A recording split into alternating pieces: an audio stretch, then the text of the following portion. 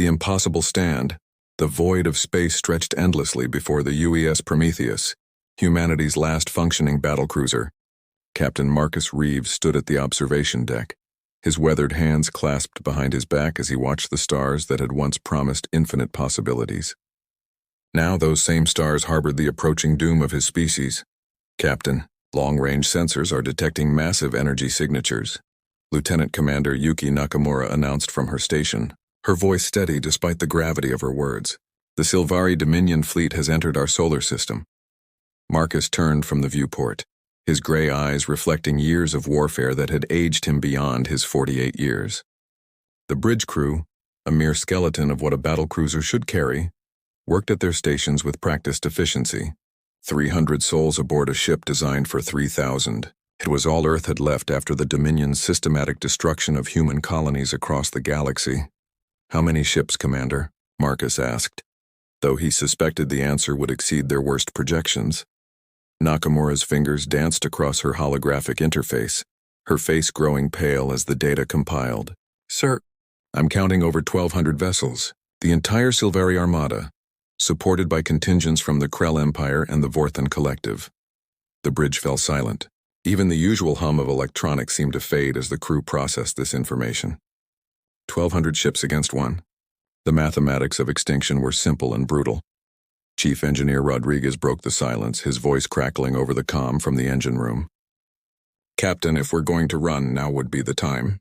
I can give you everything she's got." Marcus smiled grimly. Run? To where? Earth lay behind them, defenseless save for orbital platforms that wouldn't last 5 minutes against such a force. Mars and the outer colonies had already fallen, their populations either dead or enslaved. The Prometheus wasn't just Earth's last warship. It was humanity's final statement to the universe. "We're not running, Chief," Marcus said, his voice carrying across the bridge.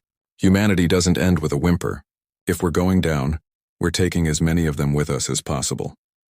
Dr. Elena Volkov emerged from the research bay, her white coat stained with grease and chemicals. For 3 years, while the Prometheus had fought desperate holding actions across human space, she had been working on something extraordinary. "Captain, Project Hydra is ready for deployment." The crew exchanged glances. They had all heard rumors about Volkov's secret project, but none knew the details. Marcus had kept it classified even from his senior staff, knowing that hope could be as dangerous as despair if misplaced. "Explain it to them." "Doctor," Marcus ordered. Volkov stepped forward, her Russian accent thick with exhaustion. "For 3 years I have been studying captured Dominion technology and combining it with human innovation. The aliens fight with energy weapons and shields, yes? They follow predictable patterns, mathematical perfection. But humans, we are chaos. We are unpredictable. Project Hydra weaponizes that chaos." She gestured to the main display, bringing up schematics that made little sense to most of the crew. "I have created nanobots that can infiltrate their shield frequencies, turning their own defenses against them. Missiles that split into dozens of warheads, each with different attack vectors, and most importantly, a virus that will make their perfect, logical combat computers doubt themselves." Weapons Officer James Park whistled low. "You're saying we can make their ships attack each other?" "Not exactly," Volkov replied, "but we can make them hesitate. In space combat, hesitation means death." Marcus studied the approaching fleet on his tactical display. The Sylvari moved in perfect geometric formations, their ships gleaming silver crescents that had terrorized the galaxy for millennia. Behind them, the brutalist cubic vessels of the Krell Empire followed like sledgehammers ready to crush whatever the Sylvari's precision strikes left behind. The Vorthan Collective's organic ships writhed between them, looking more like deep-sea creatures than spacecraft. "Commander Nakamura, open a channel to the Dominion fleet," Marcus ordered. "Channel open." "Sir?"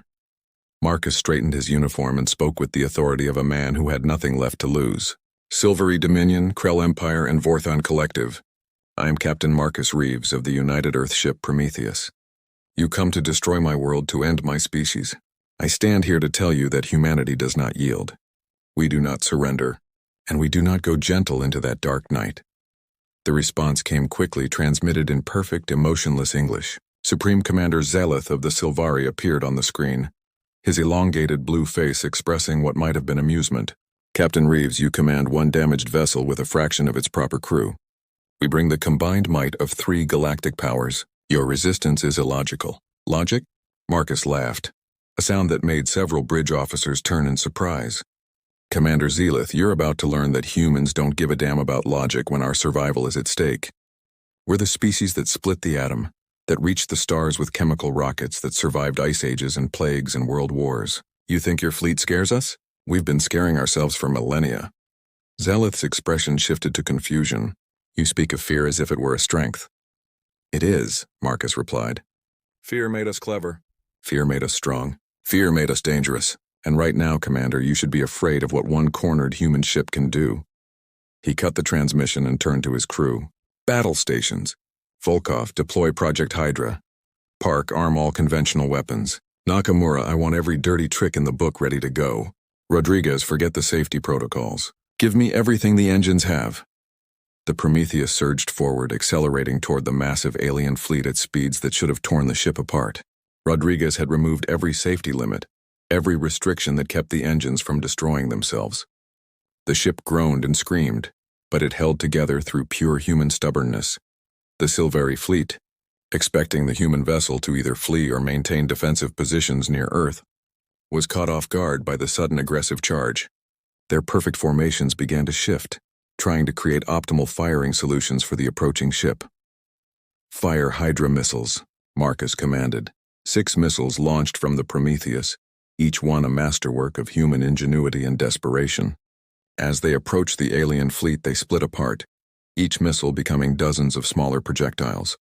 Some were explosives, some were decoys, and some carried Volkov's nanobots, the Silvari point defense systems, designed to track and destroy predictable projectiles, struggled with the chaotic swarm. Their targeting computers, programmed for efficiency and logic, couldn't prioritize which threats were real and which were false.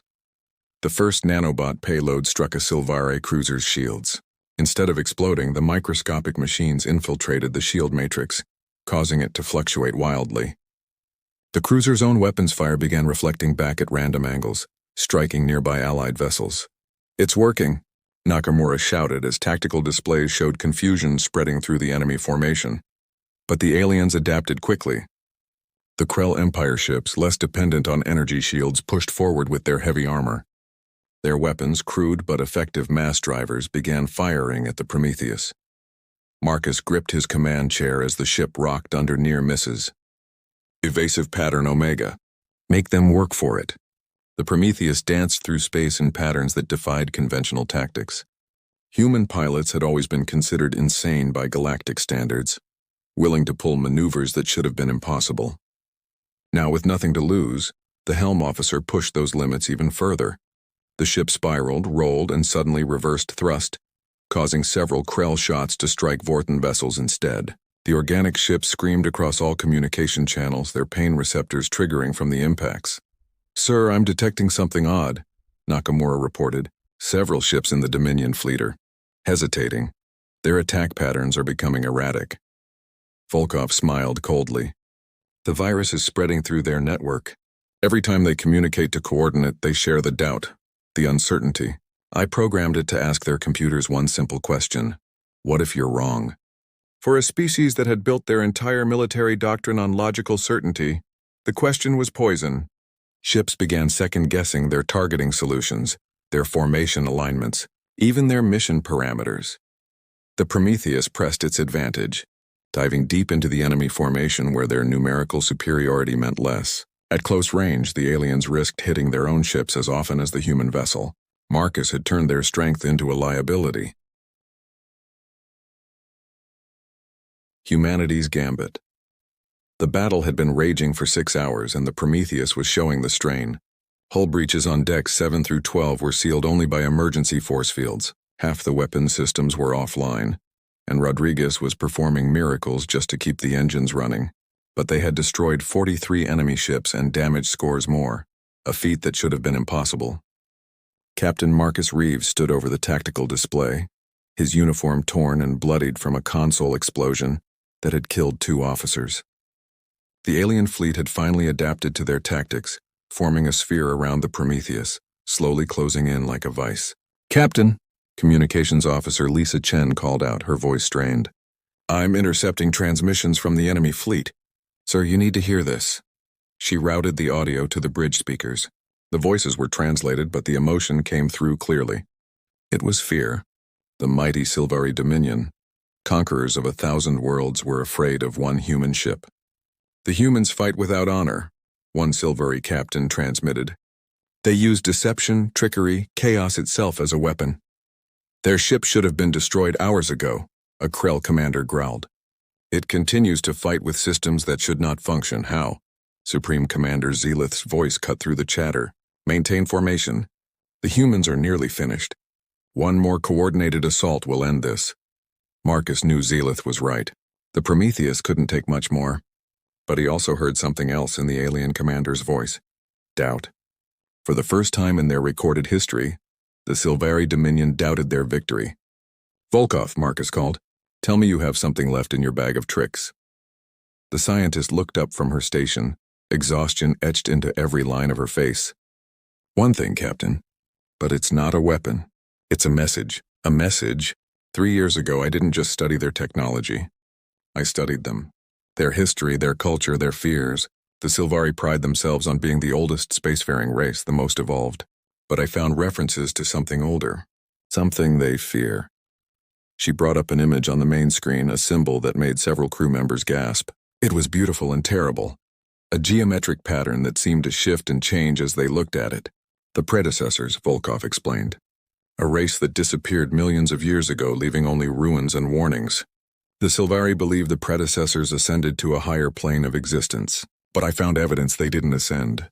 They were destroyed by their own creation, a weapon that turned their logic and order against them." Marcus understood immediately. "You're suggesting we pretend to have this weapon?" "Not pretend," Volkov said with a grim smile.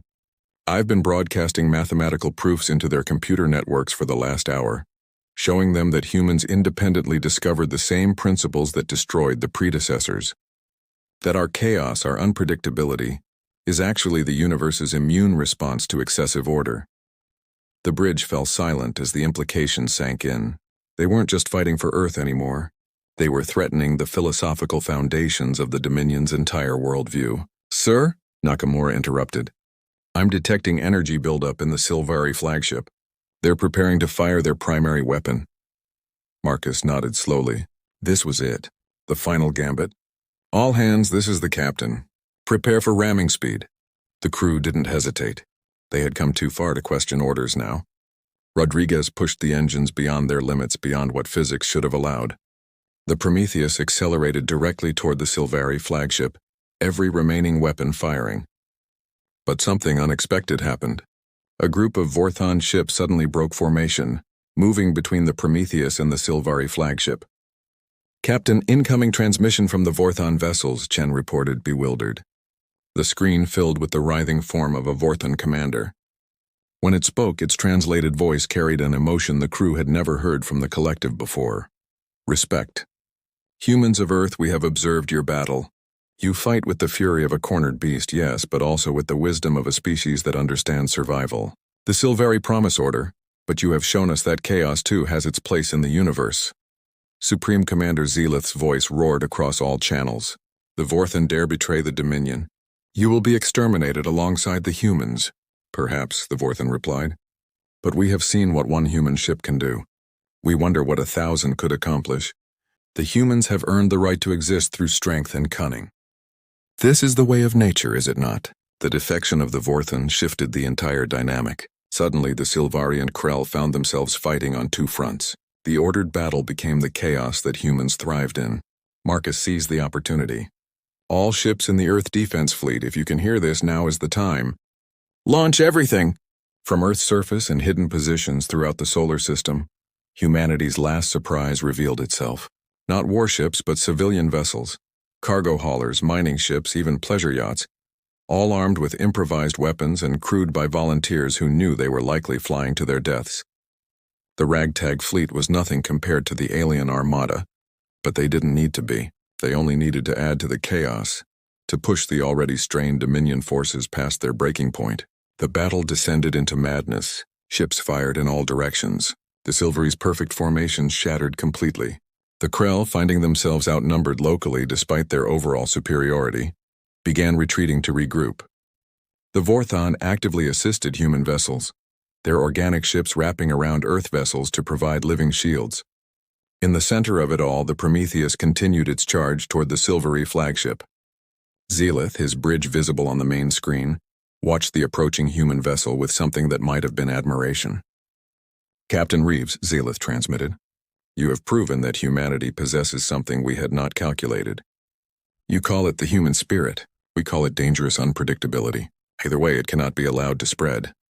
The silvery flagship's main weapon fired, a beam of pure energy that should have vaporized the Prometheus instantly, but the human ship, in a final act of defiance, activated every remaining system simultaneously. Shields, weapons, engines, even life support. Everything channeled into a single moment of impossible resistance. The beam struck, and for a moment the Prometheus held. The ship that should have died 100 times over refused to yield. Across the battlefield, humans and aliens alike watched in awe as the battered Earth vessel pushed through the energy beam, closing the distance to the flagship. "For Earth," Marcus shouted as the Prometheus collided with the Silvari flagship. The explosion lit up the solar system like a second sun. When it faded, both ships were gone, reduced to expanding clouds of debris. But the psychological damage was done. The mighty Silvari Dominion, which had never lost a flagship in 10,000 years of warfare, had been defeated by a single, damaged human vessel. The remaining Dominion forces, shaken by the loss of their supreme commander and facing continued resistance from humans and Vorthon alike, began to withdraw. The Krell, pragmatic as always, decided that Earth was more trouble than it was worth. As the alien armada retreated, leaving behind hundreds of destroyed ships, a transmission reached every human vessel, every colony, every survivor hiding in the outer system. It was from the new Silvari fleet commander. "Humans of Earth, this day you have earned something no species has achieved in recorded history. You have earned the fear and respect of the Dominion. We will not return. Your space is yours. But know this, the galaxy watches. What you do with this victory will determine whether you are remembered as heroes or monsters." In the debris field where the Prometheus had made its last stand, search and rescue ships found something impossible. A single escape pod, its beacon barely functioning. Inside, unconscious but alive, was Captain Marcus Reeves. How he had survived, no one could explain. Some called it a miracle. Others said it was just another example of human stubbornness. When Marcus woke in an Earth hospital 3 days later, he found himself looking at a world transformed. The battle had been broadcast across the galaxy. Species that had hidden from the Dominion for millennia suddenly found courage. Rebellion sparked on conquered worlds. The age of unquestioned Dominion rule was ending, and it had all started with one ship's refusal to surrender. Was it worth it? A reporter asked him during his first public appearance. Marcus looked directly at the camera, knowing that humans and aliens alike would see his words. Every species has a moment when they must decide who they are, when they must choose between survival and something greater. Humanity chose to stand and fight, not just for Earth, but for the idea that no one has the right to dictate another's extinction. Yes, it was worth it. It will always be worth it. The story of the Prometheus spread throughout the galaxy, becoming legend. The ship that shouldn't have lasted 5 minutes had changed the course of galactic history. And in the records of 100 different species, humans were no longer listed as a minor species from an insignificant world. They were listed as the species that stood alone against impossible odds and won, the species that weaponized chaos itself, the species that refused to go quietly into the night. Humanity had announced itself to the universe in the only way it knew how, with defiance, determination, and an absolute refusal to accept defeat. The galaxy would never be the same.